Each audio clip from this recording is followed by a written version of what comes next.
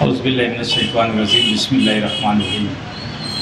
आज के इस प्रोग्राम के सदर स्टेज पे बैठे हुए मोहतरमा नसरीन मेयर साहिबा, डिप्टी मेयर सानिन साहिबा, खालिद हाजी साहब, मुस्तकीम डिप्टी साहब और मंचों पे बैठे हुए तमाम शहर के ज़िम्मेदारान और आज के इस प्रोग्राम में हुए तमाम नौजवान साथी, बुज़ुर्ग हज़रात, आज बड़ी खुशी का मुकाम है कि मेरे अपने उस्ताद मोहतरम मरहूम निहाल अहमद के नाम से एक एजुकेशन हब का संग बुनियाद रखने के लिए हम जा रहे हैं। आप शहर के अंदर आप लोग देख रहे होंगे कि 100 दिन पूरे होने के बाद हम लोगों ने एक प्रोग्राम रखा था 122 करोड़ रुपए का, जिसमें आसिफ साहब ने ऐलान किया। उसी के अंदर ये भी प्रोग्राम था कि यहाँ पर भी एक 2 करोड़ रुपए का एजुकेशन हब बनने जा रहा है। शहर के अंदर बहुत सारे स्कूलों के भी कामकाज होंगे। शहर देखेगा साल 2 साल के अंदर के शहर तरक्की करने जा रहा है। सीमेंट रोड हो रहे हैं शहर के अंदर। साफ़ सफाई के मसले के ऊपर भी हम लोग संजीदगी से कल मीटिंग लिए और कल सुबह हम लोग पूरे शहर का दौरा करने के लिए पूरे ज़िम्मेदारान को कल 3-4 टीम बना के पूरे शहर के अंदर हम लोगों को जाना है। हम लोग काम करने वाले लोग हैं और काम करने के लिए आप लोगों ने नोट दिया, हमको चुनकर भेजा और इस शहर के अंदर मेजॉरिटी दी। काम करने के अंदर भी लोग कीड़े निकालते कि काम कर रहे हैं तो बोले 122 करोड़ रुपए का टेंडर निकला, तो बोले क्यों निकला कि उनके कारपोरेटर लोगों को बोले खर्चा निकालने का अच्छे टेंडर निकला। देखो ये कोई बात है?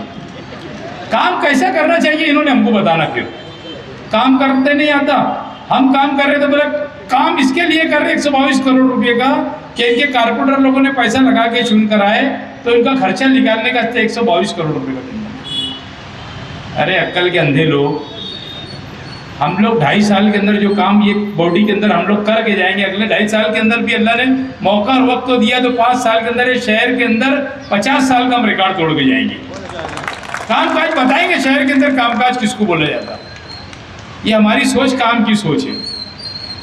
आप देख रहे हैं मेरे घर के पास कोने के ऊपर एक संडास थी, वहाँ पर मैं 28 बेड का हॉस्पिटल बनाने जा रहा हूँ। उसका भी संग बुनियाद मैं समझता हूँ कि अभी तोड़ना शुरू किया हूँ। 8-15 दिन के अंदर एक 28 बेड का खूबसूरत हॉस्पिटल में बनाने के लिए जा रहा हूँ। आज यहाँ पर जिस तरीके से बना रहे हैं, यहाँ पर IPS UPS बच्चे निकालेंगे, IAS बच्चे निकालने की इनकी तैयारी है। उसी तरीके से मौलाना अब्दुल अहद हज़री साहब के नाम से मैं एक लाइब्रेरी बनाने जा रहा, वहाँ पर भी मेरी भी इच्छा है कि मैं भी IPS बच्चे निकालूँ। ये ऐसी सोच के लोग हैं हम लोग कि हम लोग को काम करने की सोच है।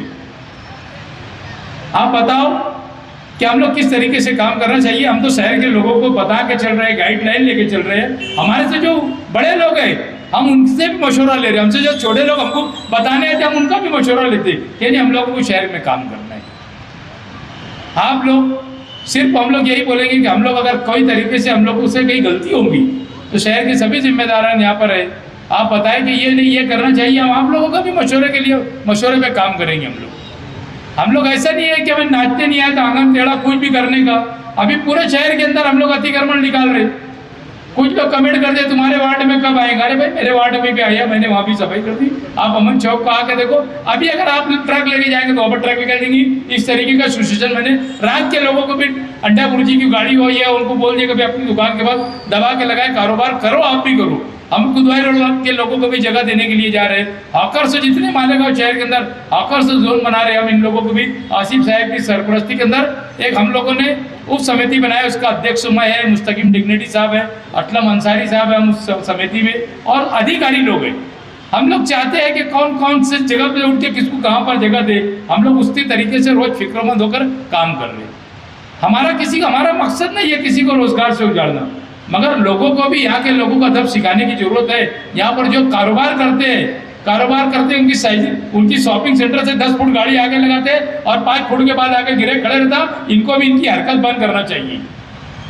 मैं अपने काम के ऊपर खुश हूँ। वो कोई कितने भी मेरे ऊपर टिप्पणी करेगा, काम तुम गरीबों का तोड़ रहे कि अमीरों का तोड़ रहे। अभी एक चौक का मेरे वार्ड के अंदर गेंदा मैदान के अंदर एक मुंशी सेठ फुलके आले के नाम से एक चौक का बोर्ड बनाया गया था। वो एकदम बीचों बीच तरोड़ गई, उसको तोड़ दिया गया। उसके ऊपर एक गुम्बद बना था, उसको लेकर गए, खूब छचन करे, कब्रिस्तान में लेकर गए, उसको दफनाए।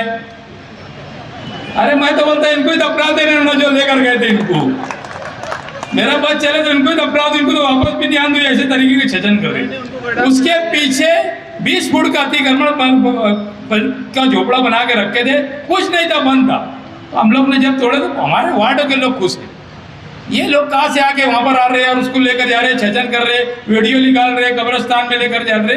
अरे कोई भाई हम मस्जिद का मीनार तोड़ते तो हम उसके जिम्मेदार रहते, तुम्हारे लिए, तुम्हारा इसके लिए अगर तोड़ेंगे, तुम बना के रखेंगे, उसके ऊपर किसकी भी तस्वीर लगा देंगे, कुछ भी लगा देंगे, तो हम उसको बर्दाश्त करेंगे। हम ईमान वाले हैं, मस्जिद मंदिर हमको सब समझता है, हम किसी के इसके ऊपर नहीं करने वाले। हम हर समाज, हर जात, हर बिरादरी का हम लोग सम्मान करने वाले लोग हैं। और ये बॉडी अपने तरीके से काम कर रही। अतिक्रमण के बारे में तो हमने बोला, ये हमको तो उलझाओ मत क्या यहाँ का नहीं तोड़ रहे, वहाँ का नहीं तोड़ रहे। अभी बकरीद का 8-10 दिन थोड़ा सी हम लोग यानी जो सामान्य रोड के किनारे लगाने की हिदायत दे रहे, जिस तरीके से हमने अभी अतिक्रमण का जाल बिछाया था, ईद की 83-84 से इससे खतरनाक बिछाएंगे। और अब नो कंप्रोमाइज तो नो कंप्रोमाइज, पूरे शहर के अंदर अतिक्रमण साफ करेंगे तो करेंगे, भले कोई भी करे। 50 लोगों की हमारी टीम तैयार हो रही है, वो जैसी तैयार होंगी हम लोग पूरा रात को 10 बजे तक के काम लेंगे। जो शाम में 6 बजे लगा देते उनको ऐसा लगता है कि 5-6 बजे के बाद कारपोरेशन के लोग नहीं रहेंगे, मगर हम जो गार्ड ले रहे 50, हम सुबह 10 बजे से लेकर तो रात को 10 बजे तक के ले रहे कि 10 बजे रात तक के हम अतिक्रमण निकालेंगे। और हम किससे डरने डराने वाले लोग नहीं है। हम पर कोई भी टिप्पणी करे क्या टीका करे, हम अतिक्रमण के बारे में कोई कंप्रोमाइज करेंगे नहीं। इससे खतरनाक अतिक्रमण लाएंगे, रोड के ऊपर जो दिखेंगे, कुर्सी भी दिखेंगी तो हम कुर्सी के साथ आदमी को भी भर के लाने की तैयारी रहेगी। चलो, आज के इस प्रोग्राम में तमाम लोगों का शुक्रिया अदा करता हूँ। मैं लेट हुआ, बहरा ठेठ आया। मेरे मोहतरम उस्ताद थे निहाल अहमद साहब, जिन्होंने 1996 में मुझे पहली टाइम विकास मंच से टिकट दिया था। जिस तरीके से निहाल साहब की उस वक्त तो धोती बोलती थी, मैं छोटा सा एक कार्यकर्ता था, उन्होंने उस वक्त मुझे विकास मंच से टिकट दिया था। आज मेरे लिए बड़ी खुशी का मुकाम है कि मैं आज एक बड़े ओहदा के ऊपर रहकर और उनके संग बुनियाद में मैं यहाँ पर आया। शुक्रिया। जय हिंद, अस्सलाम वालेकुम। सभी हजरात जो है निहाल अहमद साहब की तारीफ़ कर रहे हैं, दरअसल वो तारीफ़ के लायक है ही है। वो अपनी सारी ज़िंदगी आवाम के लिए वक्फ किए और आवाम की खिदमत किए। यहाँ तक कि कोई हादसा पे आता था तो वो अगर कोई, आज पहले मोबाइल नहीं था, वर्कर घर पे आते थे कि फला महल्ले में ऐसा हो गया, फला जगह ऐसा हो गया, तो वो खाना छोड़ करके चले जाते थे और हमेशा हक और सच्चाई के लिए काम किए। वो हक और सच्चाई के लिए वो अंजाम की कभी परवाह नहीं की कि मैं ये बोलूँगा तो ये हो जाएगा, वो हो जाएगा। और वो किसी एक फिरके के लीडर नहीं थे, वो किसी एक शहर के लीडर नहीं थे, वो सारी जो है आवाम थे, उनसे मोहब्बत करते थे और सारे उनका मकसद था आवाम को लेके चलने का। जहाँ कहीं भी पड़ोस के देहातों में, शहरों में आफत आती थी और वो लाचार हो जाते थे, तो उनको आखिर में दिखता था निहाल अहमद साहब, और वो आते थे बाकायदा, और निहाल अहमद साहब उनका मसला चाहे वो फिज़िकल हो चाहे ऑफिशियल हो, वो हल करा के देते थे, पाए तकमील तक पहुंचाते थे। और इससे बड़ी बात क्या है कि जो मालेगांव की आवाम है और जो अतराफ के शहरों की आवाम है, उन्होंने उनको लीडर माना, उन्होंने उनको अपना रहनुमा समझा। वो कभी इनको ठुकरा के कतरा के आवाम चले ही नहीं। और ये जो आप लोगों की मोहब्बत है, मैं आप सब लोगों को सलाम करता हूँ। और जिनके सरपरस्त ज़िंदा है, जो मेरे वालिद की सरपरस्ती को पसंद किए हमेशा, यानी मैं समझता हूँ कि लगभग पौन सदी वो उनसे मोहब्बत किए।